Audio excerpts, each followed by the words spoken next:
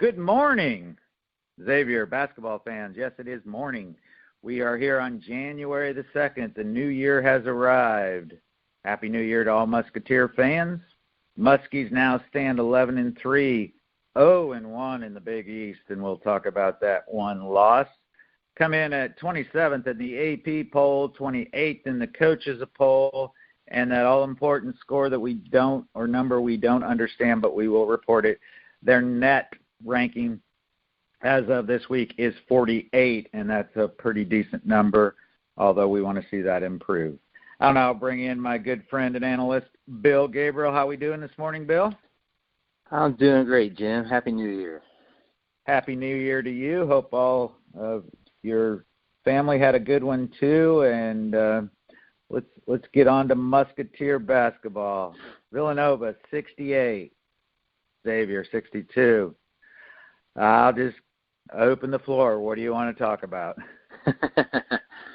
Well, I guess we could probably talk about the first half because it was the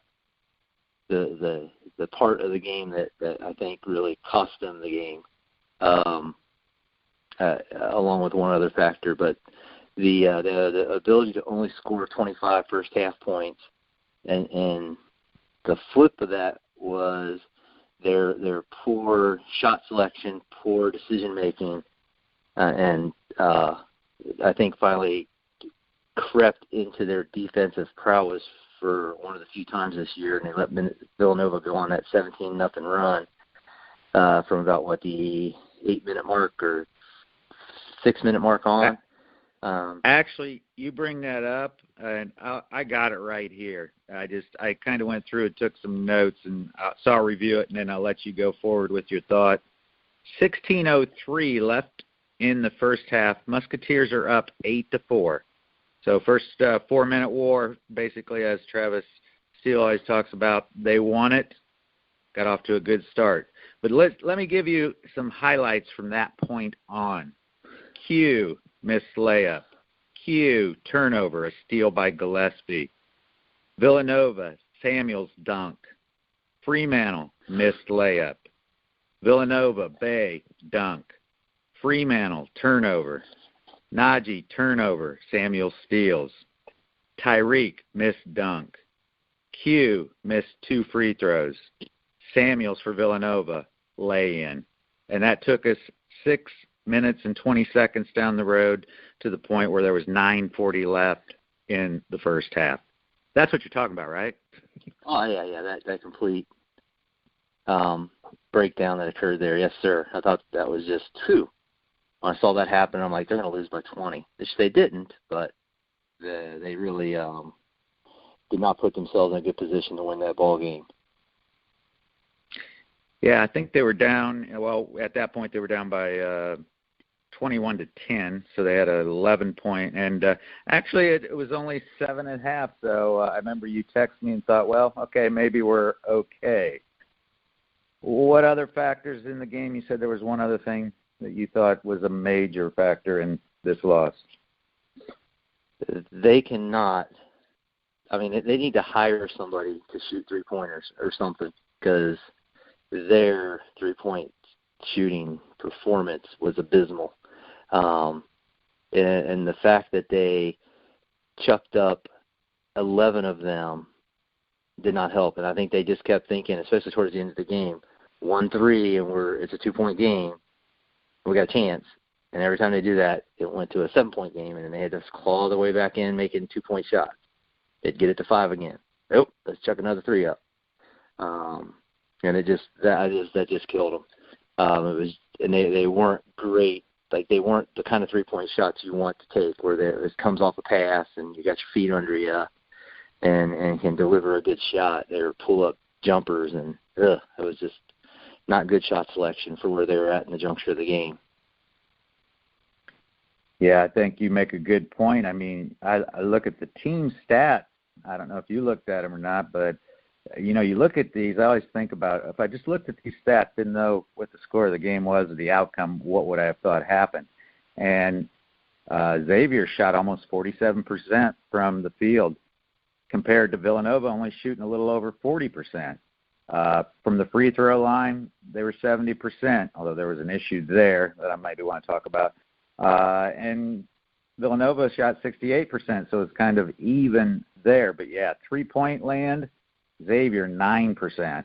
I think they were 1 for 11, and that was Kiki hitting one near the end of the game. And the Wildcats of Villanova shot 28% from the three-point stripe. So, yeah, you make a good point there. Coach Steele always says, I don't want to talk about three-pointers. That isn't what lost this game. Do you agree, disagree? You're talking about shot selection. Is it more shot selection from three-point, as you alluded to? Or what's your take on Coach Steele not wanting to talk about three-pointers as the press always wants to bring up after a loss? I think it's a way to gloss over a deficiency.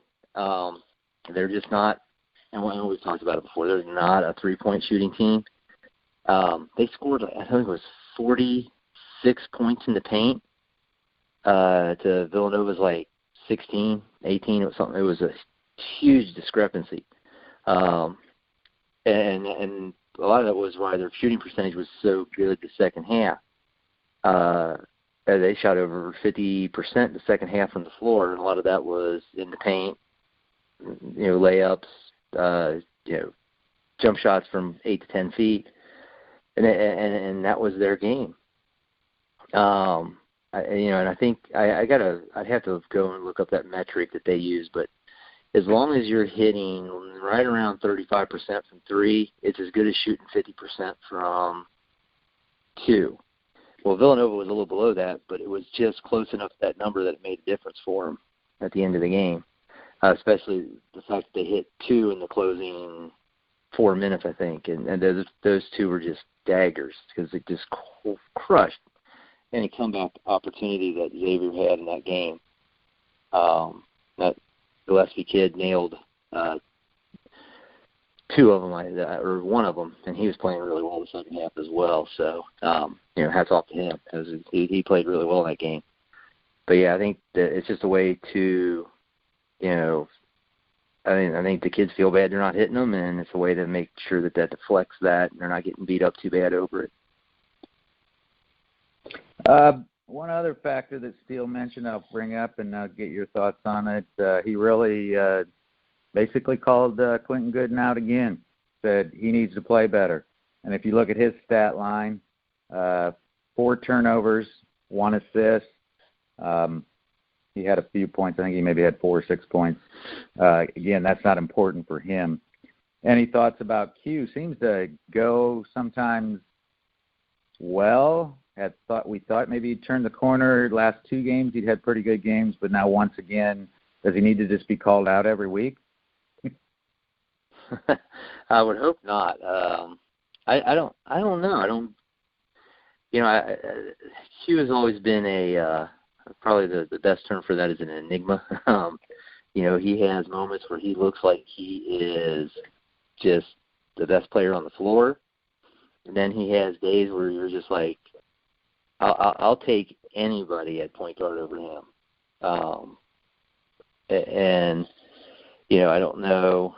I really don't know what's going on there.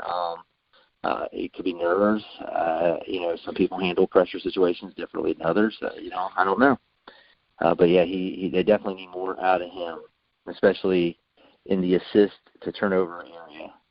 He's got to be closer to that 2-to-1 number the right way. Yeah, I guess maybe the best way to say he's consistently inconsistent. It's maybe the way we term that. So hopefully, and again, I do like the fact that Coach Steele, just because he's a senior, is not giving him a pass. He said, you are a senior, you need to be playing better than that. A couple other points, and you can add on to this any you want. Just mention Zach Fremantle again gave us his freshman 17 minutes, 6 points, 5 rebounds. Thought he played pretty well, although, again, in that big 6-minute drought or 17-0 run, he missed a layup and had a turnover added to that. the free throws, they shot 70%, but then you look into that number, they only shot 10 free throws. Is that what's going on there? Because Xavier and Villanova did exactly what I've heard Xavier's coaches say for years. We want to make more free throws than our opponent takes. Well, Villanova did that. They made 11. They were actually 11 for 16. Xavier only took 10 free throws, made 7 of the 10, but you got to think a team that's playing in the paint maybe is going to get to the charity stripe a little bit more. Any insight on that or thoughts concerning that factor? So you're the visitor, so you're probably not going to get certain calls.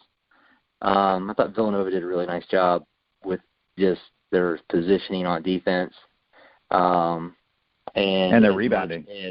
The rebounding was great.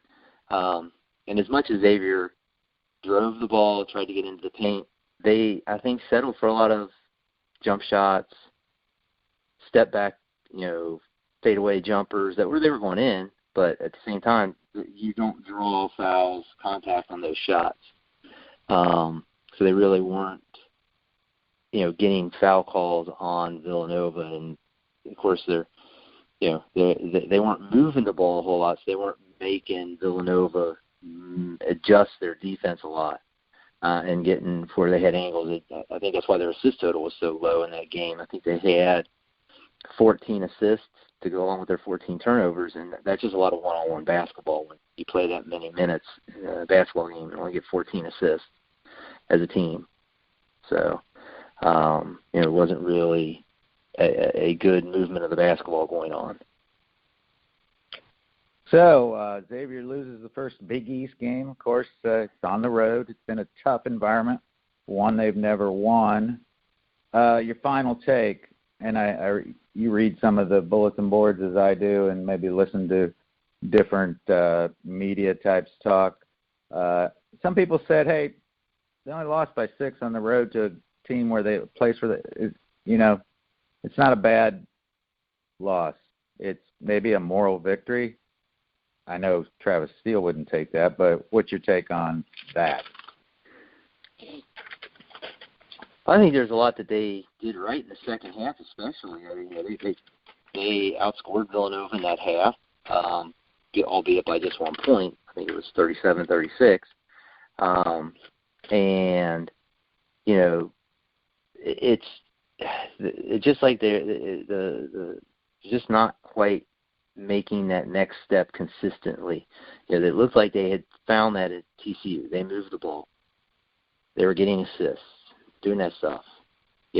Obviously the quality of defensive effort was greater with Villanova, and it looked like every time they actually did try to pass the ball, it was getting stolen, so maybe they just quit passing, do everything off the dribble, because at least then it had to be stolen from the dribbler. I don't know. It's just like they have to figure out a way to move the ball, not necessarily generate offense, but move the ball around the court to get the defense out of position for a better dribble drive or to get a score than against a quality defense like Villanova's. And that is what they got to find as a team, and definitely use their post play to their benefit, including Najee Marshall's post play. He was very effective down in there in that game. So, and then find a shooter. I don't know if Kiki needs to play some more minutes, and Najee needs to move to the floor, and maybe give Jason Carter some more of a reduced role in the offense. But they got to find something. I don't know what that is. Yeah, you make a couple good points too. I think saw Kiki at the end of the game. Maybe that was a message to Q that, hey, if you're not going to play this guy, we're going to give this guy a chance to get out there. And also, I had written in my notes, I wasn't going to bring it up, but you hit on it. I just feel like, and you look at his stat line, doesn't look bad, but I just feel like Jason Carter hasn't lived up to maybe the expectations or has learned how to play in a system. Seems like he makes some very bad decisions out there, some bad passes, misses, doesn't finish a lot of times when he makes a good move and then he'll miss it. Looks like a bunny inside. So yeah, those are two things that I think are on everybody's mind, and it'll be interesting to see going forward. Of course, that'll be Travis Steele, his decision on how to handle those two situations. All right. Well, half the Big East is 1-0, and the other half Xavier's in is 0-1. Let's look at the Big East real quick in those first games that took place, and they'll be back on. I think there's a game tomorrow, actually, tomorrow night, and then everybody else plays again this weekend. I'll just go through them real quick, and I don't know if you got a chance to see any of the games. Do you have any comments on any? But just a rundown, Butler beat St.Johns 60-58 at St. John's. Key things that happened there, Mustafa Heron, I'm sure we'll talk about him. He did not play and has not played since December 10th because of a bad ankle, I believe. And also, Kamir Baldwin sprained his ankle during that game. He did try to come back, but wasn't on the floor very long.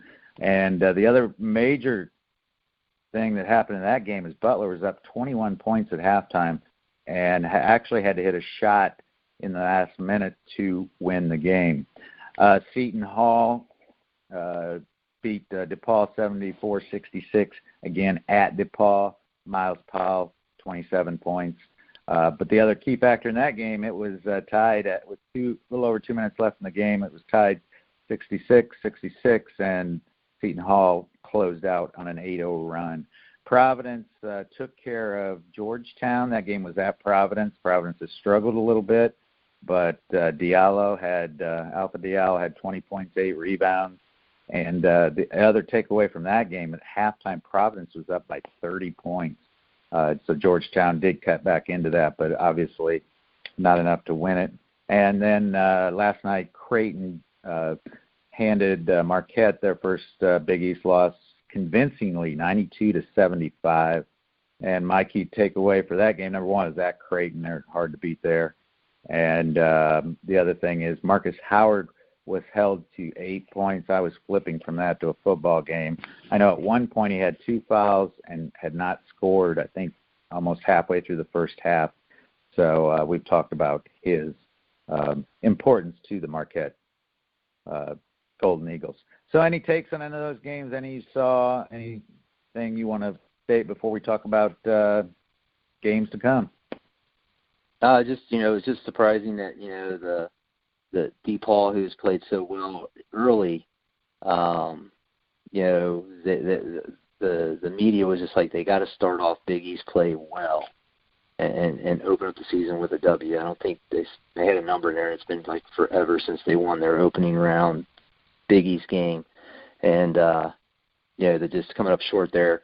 I'm sure that's going to be a different mindset for that team moving forward. See how that impacts them. Not surprised by the Butler losing such a large lead. They just seem like they were such a well put together team that St. Johns must have really found something that was working for them and was firing on all cylinders that second half. Then I think Georgetown, their preseason schedule may have given them some expectations, but now everybody's got enough film on them and what they're doing with the changes they've made, and I think you're going to see them have to find other ways to do well in the Big East besides, hoping Max McClung can carry the load, because I think teams will just force him not to be the guy not to beat them.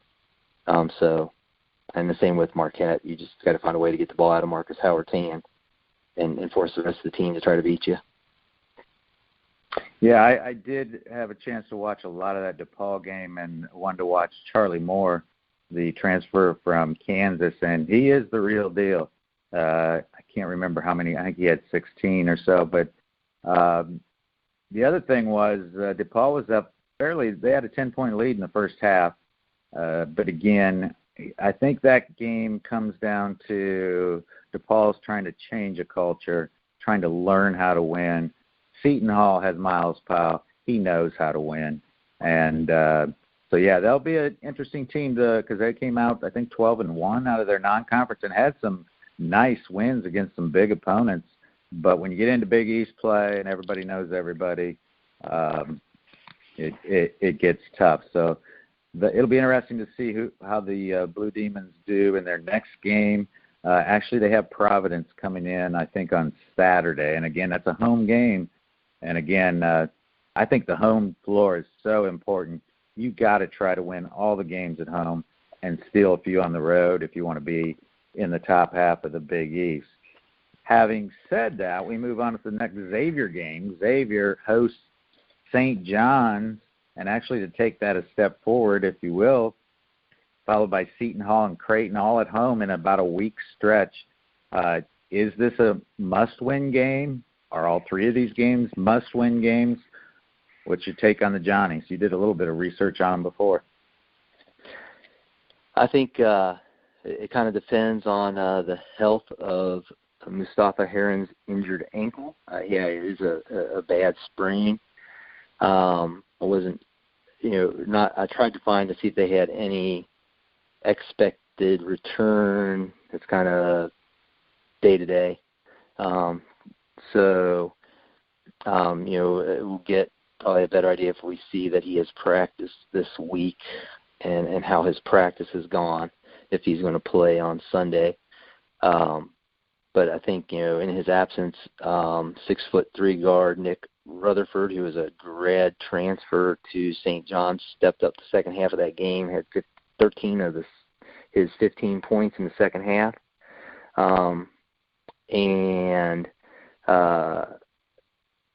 LJ Figueroa, he is their leading scorer in the absence of Mustafa Heron. He was held scoreless primarily due to foul trouble. So if they'd had him playing in his normal role, they may have been able to get a big upset there with Butler. So hopefully, Xavier can limit him and Rutherford. And if Heron's not there, that will really be beneficial. And as far as their slate of games, I think, yeah, you're right. Every home game they have to win. And then they got to, find a way to squeak out the ones on the road if they want to be in the top half of the Big East. Well, I was surprised. I did just a little bit on St. John's, a little research, and the good thing is Shamori Pons is gone because he has been their leader for the last couple of years. Could put up a lot of points.